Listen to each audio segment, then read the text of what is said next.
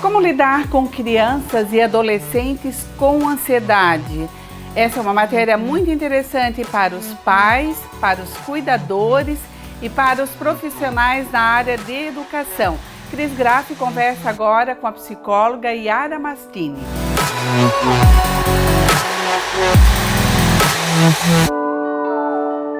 Olá! E hoje nós vamos conversar sobre ansiedade na infância e na adolescência. Você conhece alguém que sofre de transtorno de ansiedade? Segundo a OMS, está no Brasil o maior número de pessoas ansiosas do mundo, cerca de 18,6 milhões de brasileiros. Um problema que traz angústia, medo e consequências para quem tem. Faz parte do nosso dia a dia e está cada vez mais presente na realidade de crianças e adolescentes. E para conversar comigo sobre esse assunto hoje, eu convidei uma pessoa que eu acompanho há um tempo e admiro muito o trabalho dela, a neuropsicóloga e psicóloga infanto-juvenil Yara Mastini. Seja bem-vinda ao programa Eu e Você. Nem toda ansiedade é considerada patologia. Em alguns momentos faz parte do desenvolvimento e em algumas situações é considerada normal. Conta pra gente quando a ansiedade ultrapassa o limite da normalidade. Quais os sintomas? Olá, gostaria de agradecer essa oportunidade de estar aqui no programa Eu e Você, respondendo então essa pergunta, que é muito corriqueira, né? A questão da ansiedade infantil, ansiedade na adolescência. Existe realmente essa preocupação e essa questão até de confusão, o que é ansiedade normal e o que é uma ansiedade patológica. Então, na neuropsicologia, a gente fala muito sobre transtorno de ansiedade e estado de ansiedade. Todos os adolescentes, até adultos e crianças têm esse estado de ansiedade. Faz parte do desenvolvimento, estar ansioso, né? Mas a patologia, o transtorno é algo diferente do estado. O estado são momentos que eu me mostro mesmo mais ansioso ou não, frente a alguma coisa muito legal que vai acontecer, uma festinha, uma exposição ou uma prova, uma preocupação, a gente tende a demonstrar esse estado de ansiedade. Ele é patológico quando eu tenho prejuízos na vida dessa criança ou do adolescente.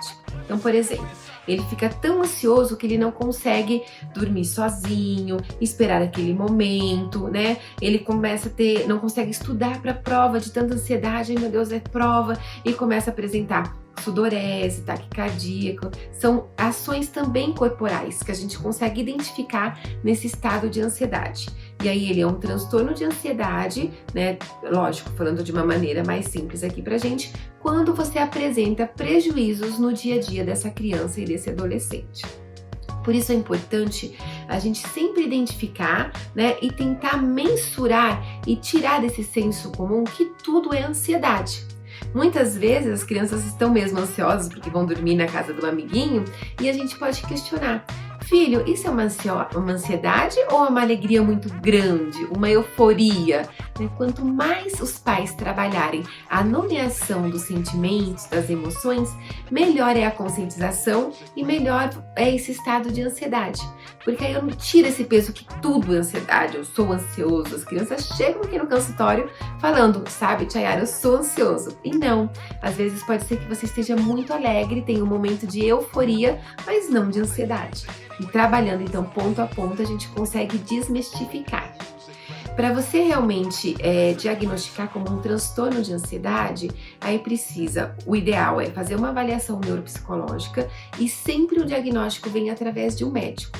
Então, passar a criança ou adolescente no pediatra ou no neuro, ou mesmo no psiquiatra, e aí em conjunto com outros profissionais, eles vão falar se é ou não um transtorno de ansiedade. Mas estados de ansiedade, nós, pais, professores, cuidadores, podemos então interferir e auxiliar com diversas ferramentas. Como nós, enquanto pais, vivendo nesse mundo onde tudo é para ontem, cheio de compromissos, preocupações, cobranças, temos o poder de despertar nas crianças a ansiedade. Pais ansiosos, filhos ansiosos? Realmente, Cris, pais ansiosos, filhos ansiosos. Isso por dupla questão, né? A genética, ela é muito importante na patologia da ansiedade. A gente não pode descartar, né? Então, a prevalência, né, aumenta significativamente quando você tem pais, tios, avós diagnosticados como transtorno de ansiedade. E além disso, o meio é outro facilitador, né, ou ampliador da questão da ansiedade. Então, quando a mãe fala muito sobre a preocupação, fica muito no futuro, o que será que vai acontecer? Ai meu Deus, filho, leva o casaco, mas pode isso, mas não fala isso. A gente acaba passando um discurso, né, ansioso para a criança. E nós somos exemplos para os nossos filhos. O exemplo número 1 do filho é o pai, a mãe, o cuidador mais próximo. Então a gente precisa sim, né, olhar para nossa fala. Uma coisa que eu acho que é muito importante, eu sempre gosto de deixar como uma dica, é a questão: eu ouço o que eu falo? Né? Muitas mães no dia a dia acabam falando e não percebem o que falam, né? E até a questão: será que a minha correlação com meu filho, meu vínculo, tá pautado numa colaboração, ou eu dou muita ordem? Faça isso, não faça aquilo, né? Como é o meu diálogo? Fazer essa escuta ativa ajuda até a gente a identificar se a gente possui ou não um discurso ansioso.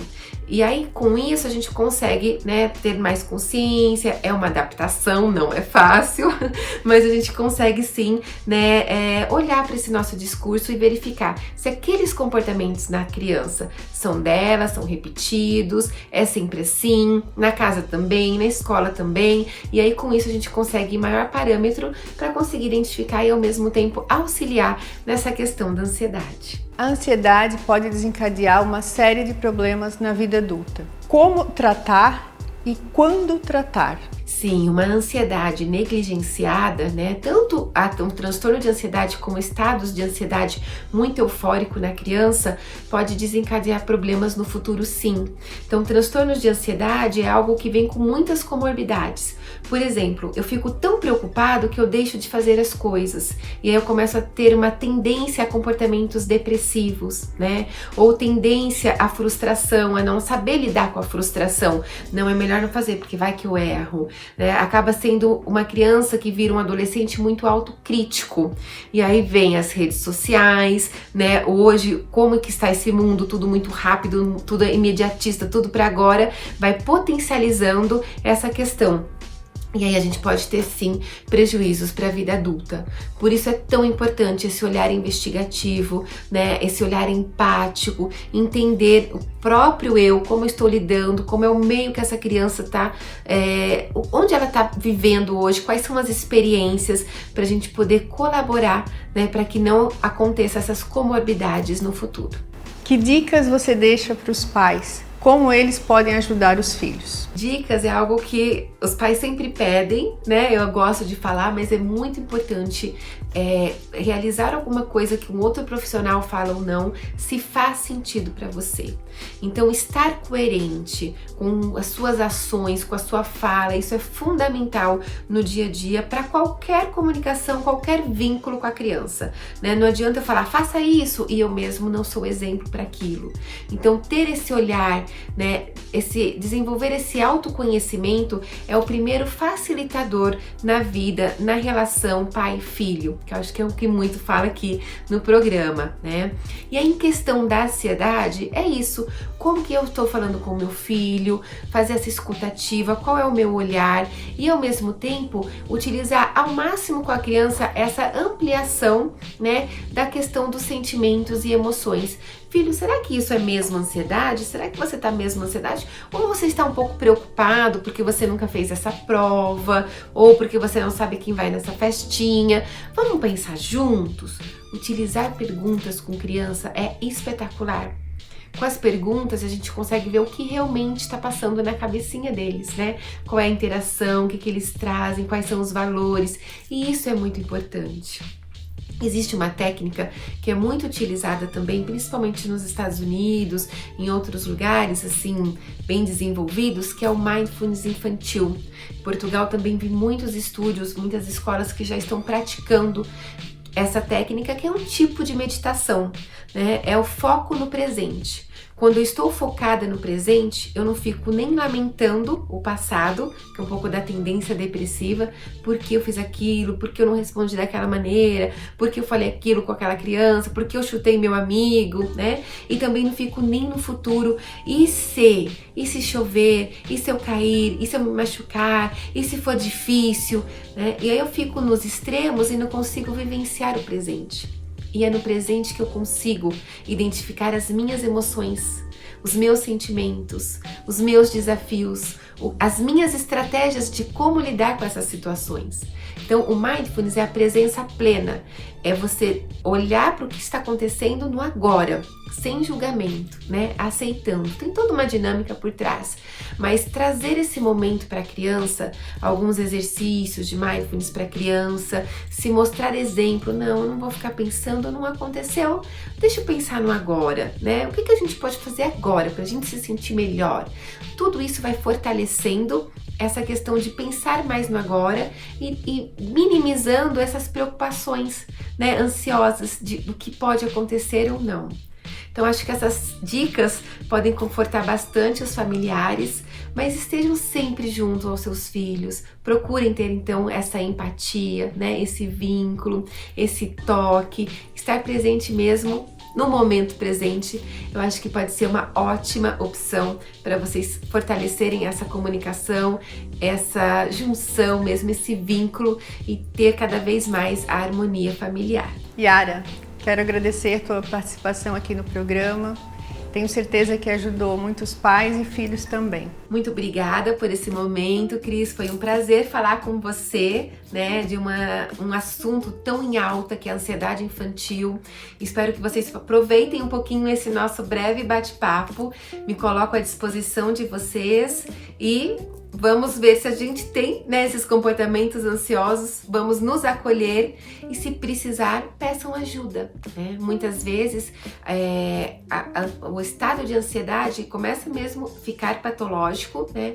Por exemplo, quando a criança rói muito a unha, né? Já chegou uma criança aqui no consultório com 3 anos que toda hora ela ia ao banheiro fazer xixi e ela fazia mesmo xixi. Então ela ficava preocupada na hora de sair, né? Era aqueles momentos de ansiedade, preciso fazer xixi. E o ritmo era algo fora da normalidade. Então a pediatra fez todos os exames, teve todo esse contexto multidisciplinar, né? Depois encaminhou para psicologia, eu atendi essa criança, a gente teve um olhar clínico que era necessário no momento e logo ela conseguiu, né, minimizar e conseguiu controlar, né, esse comportamento que era um comportamento desadaptativo, não apareceu mais. Então, olhar para essa questão, às vezes, e falar, está difícil para mim, preciso da ajuda de um profissional. É algo que vocês podem fazer, recorrer, né, sempre um profissional de confiança de vocês.